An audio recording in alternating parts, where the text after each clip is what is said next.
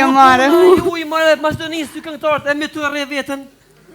Mos i shti krejtë. Aj, njeva më frati kësh bojë s'pa të rehunën. Ra, me zoti, po. Pse të rinë edhe hajde, s'po vjen të në më po polici, private. Ja, bre, komandant. Kosh? Oferte mirë kjo.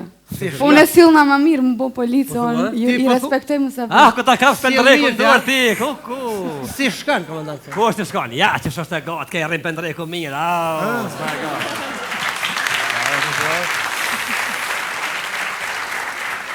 Shkruje që aty Vjosa Osmani.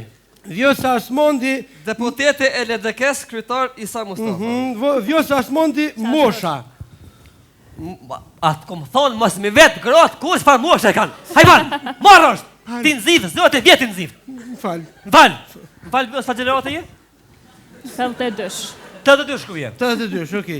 Kjo ke Vjosa Osmani, deputete e LDK-s, ha? Po, kryetar Isa Mustafa. Unë me komandant.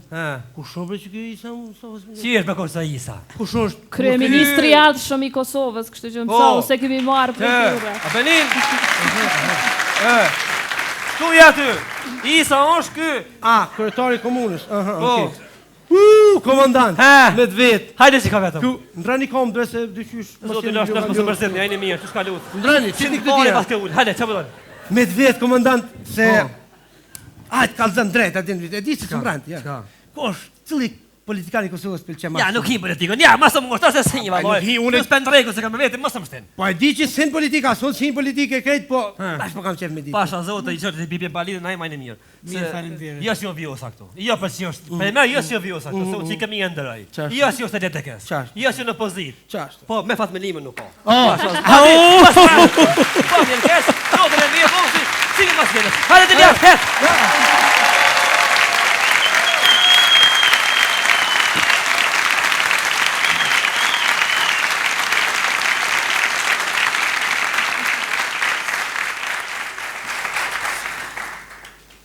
Vjosa e proklamove kryeministrin e ardhshëm, po këta preferun të Fatmir Limaj. Është interesant... Janë veç dy ata. Janë veç dy. Po. Është një vend Ballkan ku ligjet janë të paligjshme. Ku proceset gjyqësore zgjasin më shumë se vetë jeta.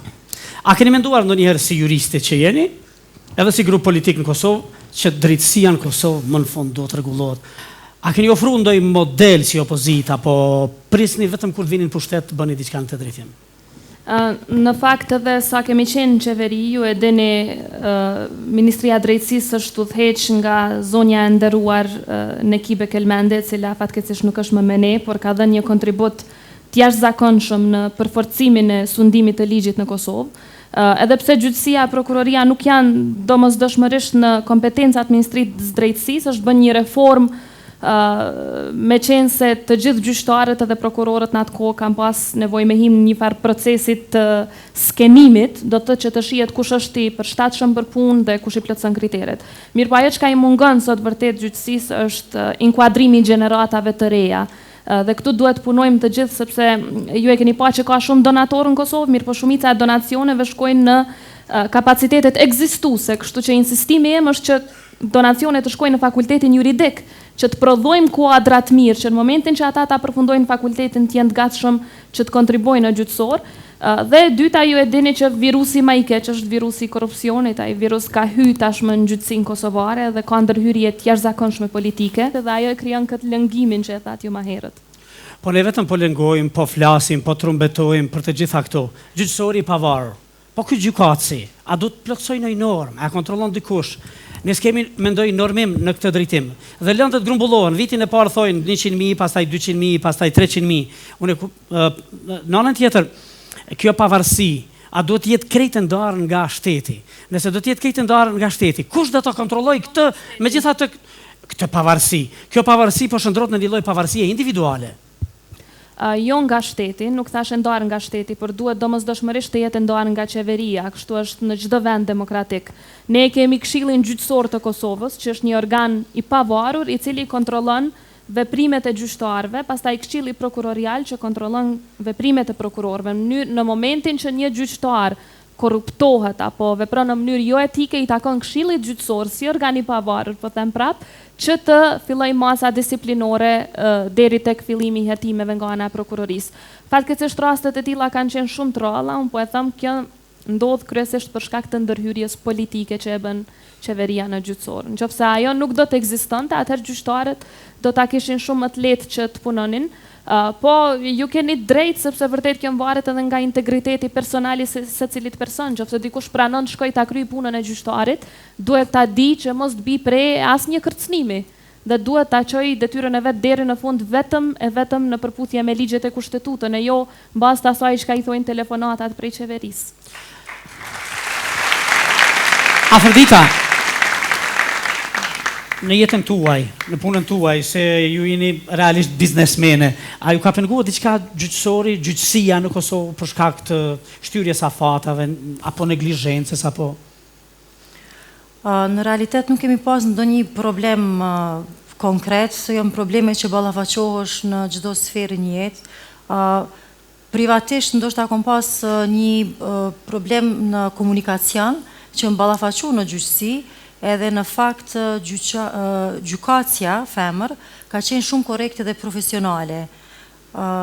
Shpresoj që ato metat të cilat i ka gjyqësia në Kosovë momentalisht që me ardhjen e partive të reja, edhe pse unë jam personalisht antipolitik, po deshte të imponohet në jetë të informohesh, shpresoj që gabimet edhe të metat që i ka kjo gjykat të përmirësohen me ndrimin e qeverisë me ardhjen e një partie tjetër, cila do qoftë që zgjidhet nga vullneti i popullit, të bëj përmirësime në dobi tonën, se siç tha Vjosa, pa funksionimin e drejtë të gjyqësisë, asnjë pikë në shoqëri nuk mund të funksionojë ashtu si duhet edhe nuk mund ta mbri maksimumin.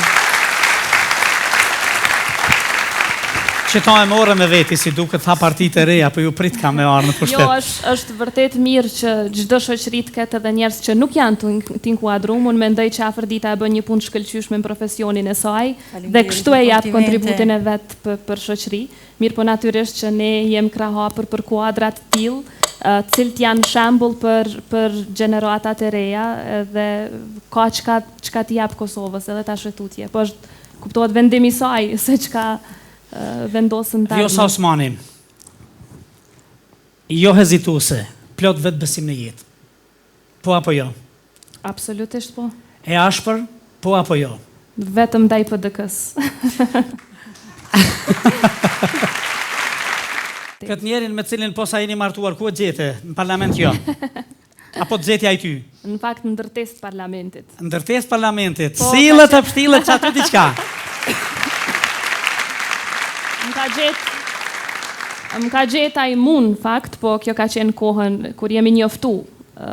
Kjo ka qenë kohën kur kam punu në presidencë.